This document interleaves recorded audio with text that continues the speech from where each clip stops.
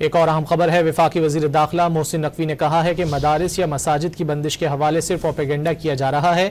किसी भी मदरसे या मस्जिद को बंद नहीं किया जाएगा। कानून के दायरे में हर किसी को एहतजाज का हक है। तशद्दुद और शरअंगेजी की कोई गुंजाइश नहीं। कराची में वफाकी वजीर दाखिला मोहसिन नकवी ने चेयरमैन सुन्नी तहरीक मोहम्मद सरवत एजाज कादरी से मुलाकात की, जिसमें उलमाए कराम की गरां कद्र खिदमात को खिराज तहसीन पेश किया गया।